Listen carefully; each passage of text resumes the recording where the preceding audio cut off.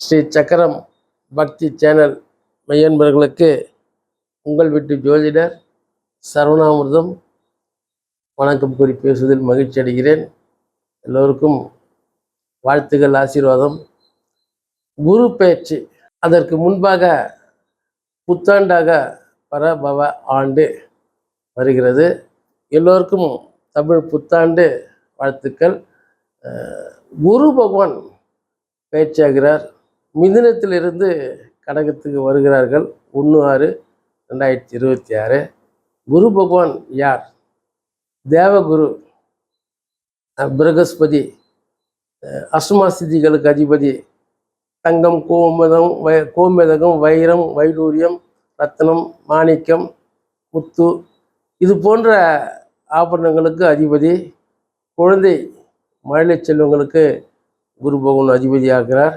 ஆக இந்த குரு பகவான் மிதுனத்திலிருந்து கடகத்துக்கு வருகிறார்கள். 12 ஆண்டுகள் 12 கட்டங்களை சுற்றிவிட்டு 12வது ஆண்டாக கடகத்திற்கு வருகிறார். குரு பகவான் கடகத்திற்கு வந்தால் என்ன? குரு உச்சம் பெறக்கூடிய இடமே அதுதான். ஆகவே அங்கு வருகிறார். 12 ராசிக்காரர்களுக்கும் பல வகையான நன்மைகளையும் அதிர்ஷ்டங்களையும் அள்ளி வாரி வாரி வழங்க வருகிறார்கள்.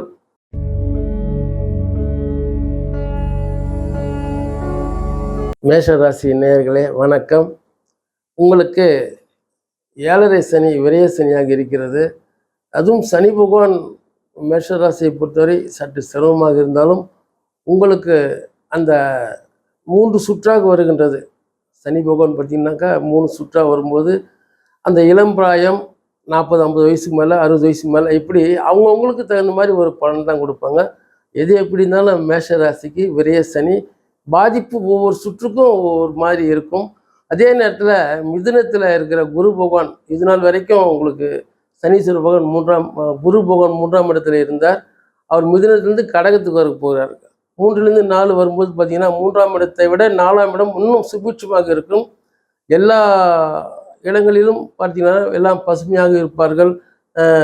வீட்டுக்கு தேவையான உணவுப் பொருட்கள், ஆடம்பரமான பொருட்கள் வாங்குவதற்கான சாத்தியக்கூறுகள் இருக்கின்றது. 3ஆம் இடத்தை விட 4ஆம் இடம் சிறப்பான ஒரு இடமாக கருதப்படுகிறது. ஆக குரு பகவான் வக்கரகதியாகவும் வருகிறார்கள், அதிசாரமாக வருகிறார்கள். ஆண்டு முழுவதும் மாறி மாறி வந்து கொண்டிருக்கின்ற காரணத்தினால் மேஷ ராசி நேயர்களுக்கு 3ஆம் இடத்தை விட 4ஆம் இடம் சிறப்பாக இருக்கும். மேலும் சனீஸ்வர பகவானுடைய 3வது பார்வையாக ரிஷபத்தில் பதிந்த காரணத்தினால் குடும்பத்தில் இருந்து வந்த சில பிரச்சனைகள் விட்டு விலகும். அதுவும் அல்லாது பார்த்தீர்கள் என்றால் கடகத்தில் இருக்கின்ற குரு பகவான் தன்னுடைய 5வது பார்வையாக விருச்சிகத்தை பார்க்கிறார். ஆக மேஷ ராசிக்கு 8ஆம் இடம் விருச்சிக ராசியில் பார்க்கின்ற பொழுது அங்கிருந்து 7வது பார்வையாக மகரத்தை பார்க்கின்றார்.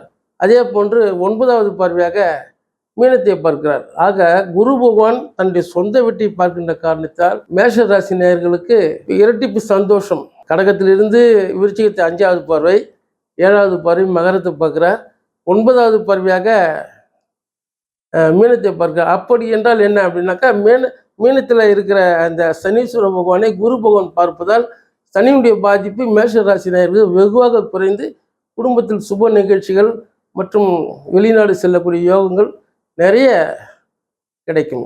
ஆக பரிகாரமாக நீங்கள் திருநள்ளார் சென்று வந்தால் சிறப்பாக இருக்கும். எல் தீபம் ஏற்றி வைக்க வேண்டும். காக்கைக்கு எல் கலந்த சாதத்தை வைக்க வேண்டும். இதெல்லாம் செய்தால் மேஷ ராசி நேயர்களுக்கு சிறப்பாக இருக்கும். குடும்பத்தில் சுப நிகழ்ச்சிகள் அரங்கேற்றமாகும். ஆக அண்டை அயலார்களுடைய ஒற்றுமை நல்லா சிறப்பாக இருக்கும். விருந்தினர்கள் மற்றும் உறவுகள் பலப்படும். சிறப்பான ஒரு நிலை மேஷ ராசி நேயர்களுக்கு கண்டிப்பாக உண்டு.